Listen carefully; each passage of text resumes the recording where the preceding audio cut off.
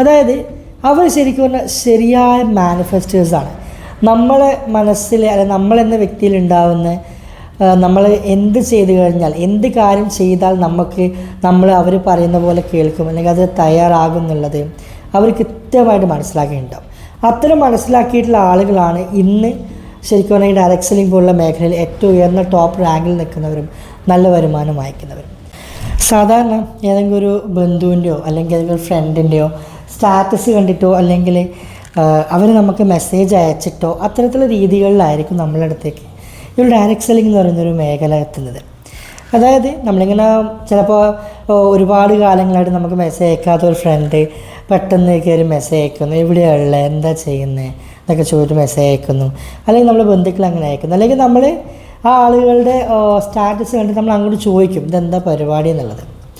അങ്ങനെ ആ ചോദ്യം ചോദിക്കുന്നതിലൂടെ ആണ് ശരിക്കും പറഞ്ഞാൽ നമ്മൾ ഈ ഡയറക്ട് സെല്ലിംഗ് എന്ന് പറയുന്ന ഒരു ലൂപ്പിലേക്ക് ശരിക്കും നമ്മൾ ആ ലൂപ്പിൻ്റെ ആ ഒരു വാതിലിൻ്റെ മുന്നിൽ നമ്മൾ വന്ന് നിൽക്കുന്നത്. ആ ഒരു ചോദ്യം ചോദിക്കുന്നതിലൂടെ നമ്മൾ ആ ഡയറക്ട് സെല്ലിംഗ് എന്ന് പറയുന്ന ഒരു ലൂപ്പിൻ്റെ വാതിലിൻ്റെ മുന്നിൽ വന്ന് നിൽക്കും.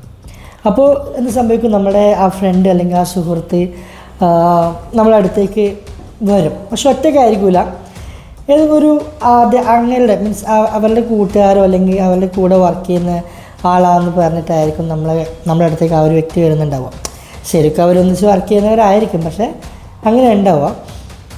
അപ്പോൾ നമ്മളിങ്ങനെ സംസാരിക്കും, പ്രൊഡക്റ്റുകളെക്കുറിച്ച് സംസാരിക്കും. അതുപോലെ തന്നെ ഈ ഒരു ഡയറക്ട് സെല്ലിങ്ങിലൊക്കെ വർക്ക് ചെയ്തിട്ടുള്ള ആളുകൾക്ക് അറിയാം, സാധാരണ ഓരോ ബിസിനസ് ഓപ്പർച്യൂണിറ്റിക്കും പ്ലാനുകൾ എന്നാണ് പറയുന്നത്.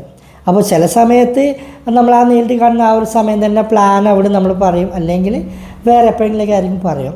പക്ഷെ നമ്മൾ ആദ്യം സംശയം വരാൻ പോകുന്നൊരു കാര്യം എന്ന് പറയുന്നത് അവർ പരസ്പരം സാറേ എന്ന് വിളിച്ചു തുടങ്ങും. അതായത് ചിലപ്പോൾ ഒന്നിച്ച് പഠിച്ചവരായിരിക്കും, ഒന്നിച്ച് പണിയെടുക്കുന്നവരായിരിക്കാം. പക്ഷേ ഇപ്പോൾ പോലും വലിയ MNC കമ്പനികളിൽ പോലും ഈ സർ എന്നുള്ള വിളികളൊക്കെ കുറഞ്ഞല്ലോ. ഇപ്പം ഞാൻ വർക്ക് ചെയ്യുന്ന കമ്പനികളൊന്നും നമ്മൾ ആരെയും സാറിന് വിളിക്കുന്നില്ല, ബ്രോന്നോ അല്ലെങ്കിൽ പേരോ അല്ലെങ്കിൽ ചേട്ടാ അങ്ങനെ വിളിക്കുന്നുള്ളൂ. പക്ഷേ ഇവിടെ നമ്മൾ ആദ്യം കേൾക്കും സർ എന്നുള്ളൊരു അഭിസംബോധന നമ്മൾ കേട്ടു തുടങ്ങും.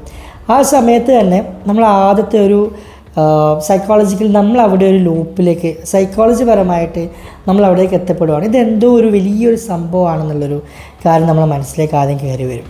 അതായത് നമ്മളെ മുന്നിൽ വന്നിരിക്കുന്ന ഈ ഒരു അവസരം എന്ന് പറയുന്നത് വലിയ എന്തോ സംഭവം എന്നുള്ളതിൻ്റെ ആദ്യത്തെ ഒരു സൈക്കോളജിയാണ് ആ സാറേ വിളി എന്നുള്ളത് നമുക്ക് മനസ്സിലാക്കേണ്ടത്. അപ്പോൾ ആ ഒരു ഇൻസിഡൻറ്റ് അവിടെ കഴിഞ്ഞല്ലോ. അപ്പോൾ ഇനി എന്താ സംഭവിക്കാൻ പോകുന്നത് വെച്ച് കഴിഞ്ഞാൽ ഈ ഒരു ഓപ്പർച്യൂണിറ്റി പ്രകാരം ഒരു പ്രോഗ്രാം എന്തായാലും അവരുടെ ഭാഗമായിട്ടുണ്ടാവും. അത് ചിലപ്പോൾ എല്ലാ ആഴ്ചകളും നടക്കുന്നതായിരിക്കാം, അല്ലെങ്കിൽ മാസങ്ങളും നടക്കുന്നതായിരിക്കാം. ആ ഒരു സ്ഥലത്തേക്ക് എത്തിക്കുക എന്നുള്ളതാണ് ഇനി നമ്മളെ കാണാൻ വന്നിട്ടുള്ള ആളുകളെ ഒരു ലക്ഷ്യം എന്ന് പറയുന്നത്. ഇപ്പോൾ ഇവിടെ ഞാൻ എന്നെ മീൻസ് നിങ്ങളെ എന്ന് പറയുന്നതിന് പകരം ഞാൻ നിന്നെ എന്ന് ഞാൻ അഭിസംബോധന ചെയ്യുകയാണ്. അതുപോലെ തന്നെ അവരുടെ ലീഡേഴ്സ് എന്ന് പറയുന്നത്, അതായത് ഇത്രയേ ഉള്ളൂ. ഇനി എന്ത് ചെയ്യും, നിന്നെ കാണാൻ വന്നിട്ടുള്ള ആളുകൾ നിന്നെ അവരുടെ പ്രോഗ്രാമിലേക്ക് എത്തിക്കാനുള്ള കാര്യങ്ങൾ നോക്കും. അതിവിടെ നമ്മളൊരു രണ്ട് രീതിയിലുള്ളൊരു സൈക്കോളജിയാണ് ശരിക്കും വർക്കൗട്ട് ആകുന്നത്. ഒന്ന് നിന്നിലുണ്ടാകുന്ന മാറ്റങ്ങളും, ഒന്ന് ഓൾറെഡി മാറിക്കൊണ്ടേയിരിക്കുന്ന ഒരു ലീഡർ ഉണ്ടല്ലോ നിന്നെ കാണാൻ വന്ന്, അങ്ങനെയുള്ള കാര്യം. അപ്പോൾ ആ പ്രോഗ്രാമിലേക്ക് എത്താൻ വേണ്ടി ശ്രമിക്കുന്നതിനിടയിൽ ചില ആളുകൾക്ക് ചിലപ്പോൾ ഇതിനു മുമ്പുണ്ടായിട്ടുള്ള മോശം അവസ്ഥകൾ അറിഞ്ഞതുകൊണ്ട്, മോശം സിറ്റുവേഷൻ, മോശം സാഹചര്യങ്ങൾ ഉണ്ടായതുകൊണ്ട് ചിലപ്പോൾ അതിന് മുന്നോട്ട് പോകാൻ താല്പര്യം പ്രകടിപ്പിക്കാതെ പോകുന്നവരുണ്ടാവും. അല്ലെങ്കിൽ ഇതിനോട് ഒട്ടും താല്പര്യമില്ലാത്ത ആളുകളുണ്ടാവും. അങ്ങനെയൊക്കെ ഒരുപാട് ഡിഫറൻസ് ആയിട്ടുള്ള ആളുകളുണ്ടാവും. അപ്പോൾ ഇതിലുള്ളൊരു 40% ആളുകൾ മാത്രം നമ്മൾ പറഞ്ഞത് ഓക്കെ എന്തായാലും എൻ്റെ ആ ഒരു ഫ്രണ്ട് മീൻസ് നിൻ്റെ ഫ്രണ്ട് വന്ന് വിളിച്ചതല്ലേ ഒന്ന് പോയി നോക്കാമെന്ന് വെച്ചിട്ട് നീ ആ പ്രോഗ്രാമിലേക്ക് പോകും. ആ പ്രോഗ്രാം പോകുമ്പോഴേക്കും നമുക്ക് കാണാൻ പറ്റും ഒരുപാട് ആളുകളുണ്ടാവും. ഒരു ഹാളിൽ ഇങ്ങനെ ഒരു മൈക്കൊക്കെ പിടിച്ച് ആരൊക്കെയോ എന്തൊക്കെയോ സംസാരിക്കുന്നു. എല്ലാം ഇതിനെക്കുറിച്ചായിരിക്കും, പ്രൊഡക്റ്റുകളെക്കുറിച്ച് പറയുന്നുണ്ടാവും. ചിലപ്പോൾ അവിടെ നിന്നായിരിക്കാം നിങ്ങൾ ആദ്യമായിട്ട് ഈ ഒരു മേഖലയുടെ പ്ലാൻ കേൾക്കുന്നുണ്ടാവുക. അപ്പോൾ ആ ഒരു സമയത്ത് നമുക്കറിയാം നമ്മളെ ഏതൊരാളുടെ ഉള്ളിലും ഒരു ചെറിയൊരു തീക്കനലുണ്ടാവും. അതായത് ഒരു സ്പാർക്ക് കിട്ടാൻ വേണ്ടി, അല്ലെങ്കിൽ നല്ലൊരു കാറ്റ് കിട്ടാൻ വേണ്ടിയിട്ട് കാത്തിരിക്കുന്നൊരു തീക്കനൽ. ആ തീക്കനൽ ചില ആളുകൾക്ക് അവിടെ ചെറുങ്ങനെ ഒന്ന് ഫ്ലെയിം ചെയ്യാൻ തുടങ്ങും. വേറെ കാര്യം, നിന്നെ കാണാൻ വന്നിട്ടുള്ള ആളുണ്ടല്ലോ ആ ലീഡർ, ആ പുള്ളിക്കാരൻ്റെ ഒരു ഉത്തരവാദിത്വം എന്ന് പറയുന്നത്, പുള്ളിക്കാരൻ്റെ മെയിൻ കടമ എന്ന് പറയുന്നത് നിൻ്റെ അകത്തുള്ള ആ തീ ഒരു കെടാതെ സൂക്ഷിക്കണം. അതാണ് മെയിനായിട്ടുള്ള പുള്ളിയുടെ കാര്യം എന്ന് പറയുന്നത്. അപ്പോൾ ആ ഒരു മീറ്റിങ്ങിലേക്ക് കൂടെ നിങ്ങൾ പോയി കഴിഞ്ഞാൽ നിങ്ങൾ ഏകദേശം ആ ലൂപ്പിൻ്റെ വാതിലിൽ നിന്ന് കുറച്ച് മുന്നോട്ട് എത്തിയെന്ന് വേണ്ടി പറയാം. അപ്പോൾ അവിടെ എത്തുമ്പോഴേക്ക് നമ്മൾ ഒരുപാട് ടേംസുകൾ കേൾക്കുന്നു. അതായത് ലിസ്റ്റ് ഇടുക എന്നുള്ള ടേം കേൾക്കും, അത് പ്രൊഡക്റ്റ് വാങ്ങിക്കുക എന്നുള്ള ടേം കേൾക്കും, ആരോടും നിങ്ങളിത് ഒറ്റയ്ക്ക് പോയി പറയാൻ പാടില്ല എന്നുള്ള കേൾക്കും. അങ്ങനെ ഒരുപാട് കാര്യം നമ്മൾ കേൾക്കും. അതിങ്ങനെ കേട്ട് വരുമ്പോൾ തന്നെ നമ്മൾ ഓട്ടോമാറ്റിക്കായിട്ട് നമ്മളൊരു സൈക്കോളജിക്കൽ നമ്മളൊന്ന് ഒരു മാറ്റം ചെയ്യപ്പെടും നമ്മളകത്ത്. നമ്മൾ ചെയ്തുകൊണ്ടിരിക്കുന്ന ജോലികളിൽ നിന്ന് കിട്ടുന്ന വരുമാനം കുറവാണെങ്കിൽ പോലും അത് ഒന്നുമല്ല, നമുക്ക് അതിനെക്കൊണ്ട് ഒന്നും ചെയ്യാൻ പറ്റത്തില്ല എന്നുള്ള ലെവലിലേക്ക് നമ്മളെ മനസ്സിനെ അവരുടെ സ്പീച്ചുകളിലൂടെ പറഞ്ഞ് മനസ്സിലാക്കുന്ന രീതിയിലേക്കാവും. നമ്മൾ കൂടുതൽ അധ്വാനിക്കുന്നതിനെക്കാട്ടി നല്ലത് ഇത്തരത്തിലുള്ളൊരു മേഖല തിരഞ്ഞെടുത്ത് ഒരു 2-3 വർഷം അല്ലെങ്കിൽ കുറച്ച് കാലഘട്ടം ഒരു ആയുഷ്കാലം മുഴുവൻ ജോലി ചെയ്യുന്നതിന് പകരം ഇത്ര കുറച്ച് കാലം പണിയെടുത്താൽ മതി എന്നുള്ളൊരു തോട്ടിലേക്ക് നമ്മളെ മനസ്സിൽ അങ്ങനെ ഒരു സൈക്കോളജിക്കലി നമ്മൾ ഇതിൻ്റെ അകത്തേക്ക് ലൂപ്പിലേക്ക് അകപ്പെടും. ശരിക്കും പറഞ്ഞാൽ ഇവിടെ ഞാൻ മനസ്സിലാക്കിയത് ചിലപ്പോൾ തെറ്റായിരിക്കാം, ചിലപ്പോൾ നിങ്ങൾക്ക് തോന്നിയതായിരിക്കാം. നമ്മളെന്തായാലും ഒരു ഓർഗനൈസേഷനിലായിരിക്കുമല്ലോ. ഈ ഓർഗനൈസേഷൻ്റെ അകത്തുള്ള അല്ലെങ്കിൽ അതിൻ്റെ തലപ്പത്തിരിക്കുന്ന അല്ലെങ്കിൽ ആ ഒരു ലീഡേഴ്സിൻ്റെ മൈൻഡ് സെറ്റ് അല്ലെങ്കിൽ പുള്ളിയുടെ ഒരു തീരുമാനങ്ങളാണ് ശരിക്കും പറഞ്ഞാൽ, അല്ലെങ്കിൽ ആ ഒരു ടീമിൻ്റെ തീരുമാനങ്ങളാണ് നമ്മളിലുണ്ടാകുന്ന ശരിയായ മാറ്റങ്ങൾക്ക് കാരണം എന്ന് പറയുന്നത്. അതായത് അവർ ശരിക്കും പറഞ്ഞാൽ ശരിയായ മാനിഫെസ്റ്റേഴ്സാണ്. നമ്മളെ മനസ്സിൽ അല്ലെങ്കിൽ നമ്മളെന്ന വ്യക്തിയിൽ ഉണ്ടാകുന്ന നമ്മൾ എന്ത് ചെയ്തു കഴിഞ്ഞാൽ, എന്ത് കാര്യം ചെയ്താൽ അവർ പറയുന്ന പോലെ കേൾക്കും അല്ലെങ്കിൽ അത് തയ്യാറാകും എന്നുള്ളത് അവർ കൃത്യമായിട്ട് മനസ്സിലാക്കിയിട്ടുണ്ടാവും. അത്തരം മനസ്സിലാക്കിയിട്ടുള്ള ആളുകളാണ് ഇന്ന് ശരിക്കും പറഞ്ഞാൽ ഈ ഡയറക്ട് സെല്ലിംഗ് പോലുള്ള മേഖലയിൽ ഏറ്റവും ഉയർന്ന ടോപ്പ് റാങ്കിൽ നിൽക്കുന്നവരും നല്ല വരുമാനം വാങ്ങിക്കുന്നവരും. ചെറിയൊരു എക്സാമ്പിൾ പറയാം. നമുക്കറിയാം, നമ്മൾ ഇതിൽ വർക്ക് ചെയ്ത ആളുകൾക്കറിയാം, ഒരുപാട് കോൺടെസ്റ്റുകൾ വെക്കാറുണ്ട്. കോൺടെസ്റ്റുകൾ ഇങ്ങനെ ആയിരിക്കാം: ഇത്ര എമൗണ്ടിന് നിങ്ങൾ പർച്ചേസ് ചെയ്ത് സാധനം വാങ്ങിച്ചു കഴിഞ്ഞാൽ, അല്ലെങ്കിൽ ഇത്ര ഇപ്പോൾ ഓർഗനൈസേഷൻ 1 ഓർഗനൈസേഷൻ 2 എന്നീ 2 ഓർഗനൈസേഷനിലും ഇത്ര കച്ചവടം കൊണ്ടുവന്ന് കഴിഞ്ഞാൽ നിങ്ങൾ ഒരു പർട്ടിക്കുലർ അച്ചീവർ ആകും. അതിന് ചിലപ്പോൾ ചില അച്ചീവ്മെൻറ്റ്സിന് നിങ്ങൾക്ക് ക്യാഷ് പ്രൈസ് ആയിരിക്കാം, അല്ലെങ്കിൽ ഒരു ഓണറിങ് ആയിരിക്കാം. അങ്ങനെ ഒരുപാട് കാര്യങ്ങളുണ്ട്. അത് നമ്മൾക്കകത്ത് നമ്മൾ മിക്കവാറും ഇത് ഏറ്റവും കൂടുതൽ എത്തപ്പെട്ടിട്ടുണ്ടാകുക അധികം പോപ്പുലാരിറ്റി എന്ത് ചെയ്താലും ആകാൻ ചാൻസ് ഇല്ല, അല്ലെങ്കിൽ അങ്ങനെ ആകാൻ വേണ്ടി ആഗ്രഹിക്കാത്ത ആളുകളിലേക്കായിരിക്കും. അപ്പോൾ ആദ്യമായിട്ട് നമ്മളൊരു സ്റ്റേജിൽ കയറിയിട്ട് നമ്മളെ ദേഹത്തെ ഒരു പൊന്നാട ഒരു 10-100 ആളുകളുടെ മുന്നിൽ നിന്ന് നമ്മളും പൊന്നാട ഒരു കുറച്ച് ആളുകൾ വന്ന് ഇട്ട് തരുമ്പോൾ തന്നെ നമുക്ക് ശരിക്കും ഒരു ആദ്യത്തൊരു സ്പാർക്ക്, ശരിക്കും നേരത്തെ ഞാൻ പറഞ്ഞല്ലോ ആ മിന്നിക്കൊണ്ടിരിക്കുന്ന സ്പാർക്ക്, അത് ചെറുങ്ങനെ കത്താൻ തുടങ്ങും.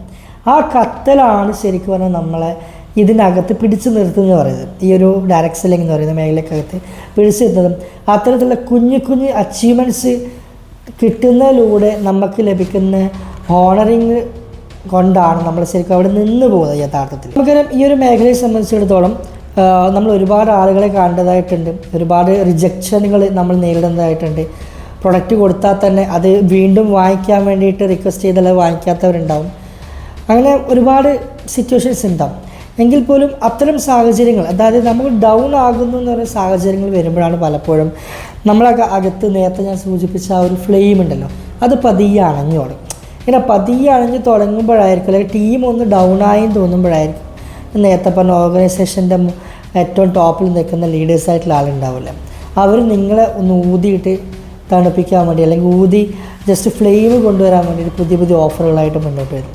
ആ ഒരു ഓഫറുകൾ നിങ്ങൾ കേൾക്കുമ്പോഴേക്കും, അല്ലെങ്കിൽ ഓഫർ നിങ്ങൾ എടുക്കുമ്പോഴേക്കും നിങ്ങൾ പൂർണ്ണമായിട്ടും ഈ ഡയറക്ട് സെല്ലിംഗ് എന്ന് പറയുന്ന ലൂപ്പിനകത്തേക്ക് പെട്ടിട്ടുണ്ടാവും.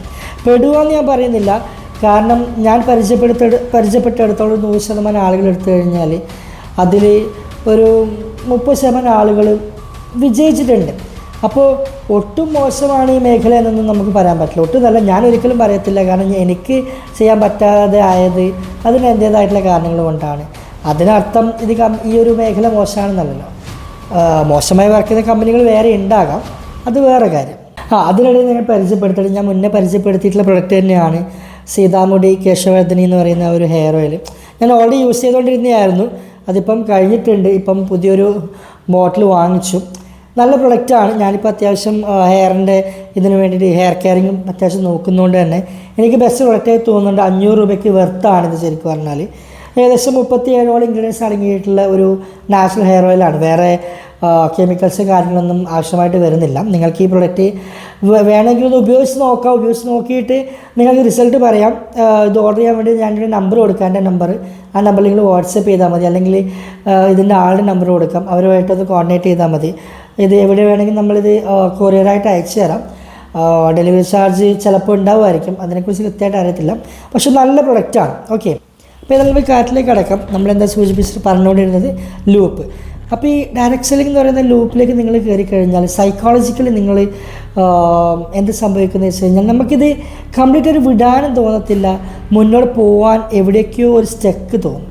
ഈ സ്റ്റെക്ക് എന്ന് പറയുന്നതുണ്ടല്ലോ, നമുക്കിപ്പം ഇതൊരു ഭയങ്കരമായിട്ട് സപ്പോർട്ട് ചെയ്യുന്ന ഒരു ബിസിനസ്സാണെന്ന് പറഞ്ഞു കഴിഞ്ഞാലും ചില സമയത്ത് നമുക്കിത് എന്ത് തന്നെ ചെയ്താലും ഒന്ന് ഉയർന്നു വരാനുള്ള ഒരു സിറ്റുവേഷൻ ഇല്ലാതെ പല കാരണങ്ങൾ വരാം. ചിലപ്പോൾ പുതിയ ആളുകൾ കടന്നു വരാത്തത് കൊണ്ടായിരിക്കാം, അല്ലെങ്കിൽ മൾട്ടിപ്പിൾ വേറെ ഒരുപാട് കാരണങ്ങൾ ഉണ്ടായിരിക്കാം. മീൻസ് എനിക്കറിയാവുന്നൊരു കാരണം അതാണ്, ഈ നമ്മൾ സംസാരിച്ചിട്ട് അധികം ആൾക്കാരും ഇതിലേക്ക് കടന്നു വരുന്നില്ല. അപ്പോൾ താരതമ്യേന നമ്മളുടെ മൂഡ് പോവും, നമ്മൾ നിർത്തിപ്പോവും. അങ്ങനെ ഒരുപാട് പോയ ആളുകളുണ്ടാവും, അല്ലെങ്കിൽ വേറെ എന്തെങ്കിലും റീസൺ കൊണ്ട് പോയവരുണ്ടാവും. അതുപോലെയാണ് ഇതിൻ്റെ സൈക്കോളജി എന്ന് പറയുമ്പോൾ മാനിഫെസ്റ്റേഷനാണ് ശരിക്കും പറഞ്ഞാൽ.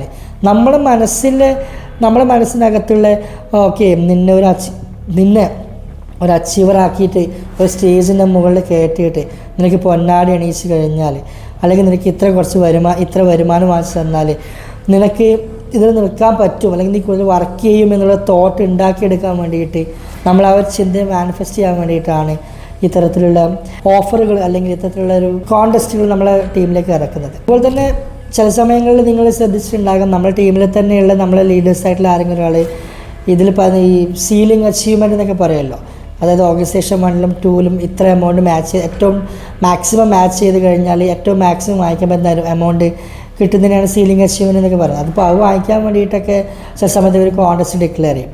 അതെങ്ങനെയാണെന്ന് വെച്ചാൽ ചിലപ്പോൾ ഓൾറെഡി ഇത്ര പർട്ടിക്കുലർ എമൗണ്ട് അവരുടെ ഓർഗനൈസേഷൻ 1ൽ റെഡി ആയിട്ടുണ്ടാവും. 2ൽ ഒരു കാലപരിധി ഉണ്ടല്ലോ, ഒരു കാലയളവ്, അതിനുള്ളിൽ വന്നു കഴിഞ്ഞാൽ പർച്ചേസ് നടത്തി കഴിഞ്ഞാൽ എന്താ പറയുക, അവരും അച്ചീവർ ആവുന്നുള്ളൊരു കോൺടെസ്റ്റ് വരുമല്ലോ. അപ്പോൾ അത്രയും സാഹചര്യങ്ങൾ എന്ത് ചെയ്യും, നമ്മൾ ഇത്തരത്തിലൊരു കോൺടെസ്റ്റ് ഇടുകയും ആ കോൺടെസ്റ്റ് ഇട്ടതിന് ശേഷം ആ ഇട്ട എമൗണ്ട് എല്ലാം ഒരുമിച്ച് ആ എമൗണ്ട് എല്ലാം ഒരുമിച്ച് ഒരു ഐ ഡിയിലേക്ക്, അതായത് ഈ അച്ചീവർ ആകാൻ പോകുന്ന ആളുടെ ഒരു ഐ ഡിയിലേക്ക് ഒരുമിച്ച് കയറ്റിയിട്ട് ഒരു വീക്കിൽ ഏറ്റവും ടോപ്പിൽ അല്ലെങ്കിൽ ഒരു കാലയളവിനുള്ളിൽ ഏറ്റവും ടോപ്പ് എമൗണ്ട് വാങ്ങിച്ചെടുത്ത് അവരെ അച്ചീവ് ആക്കിയെടുക്കാൻ വേണ്ടിയിട്ടൊക്കെ പലപ്പോഴും ശ്രമിക്കാറുണ്ട്. അത് വർക്കിംഗ് ആയിട്ടുള്ള കാര്യമാണ്. അതൊക്കെ ഓരോ കമ്പനികളുടെ കാര്യങ്ങളൊക്കെ.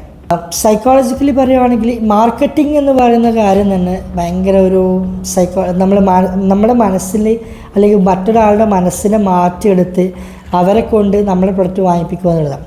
ഇവിടെ പ്രൊഡക്റ്റ് വാങ്ങിപ്പിക്കുന്നതിന് വേണ്ടിയിട്ട് വലിയ എഫേർട്ടും കാര്യങ്ങളൊന്നും എടുക്കുന്നതായിട്ട് അങ്ങനെ കാണുന്നില്ല. കൂടുതലായിട്ടും നിങ്ങൾക്ക് കിട്ടിയിട്ടുള്ള ഈ ഒരു ഓപ്പർച്യൂണിറ്റി അടുത്ത ആളിലേക്ക് കൊടുക്കുക, അവർക്കൊരു കച്ചവടം കൊണ്ടുവരിക, അല്ലെങ്കിൽ മീൻസ് അവരെ കൊണ്ട് പർച്ചേസ് ചെയ്യിപ്പിച്ച് അവർക്കൊരു കച്ചവടം വന്ന് അതിൽ നിന്ന് വരുമാനം വാങ്ങിക്കുക എന്നുള്ള തോട്ടാണ് പലപ്പോഴും ഈ ഒരു മേഖലയിൽ കണ്ടതായിട്ടുള്ളത്.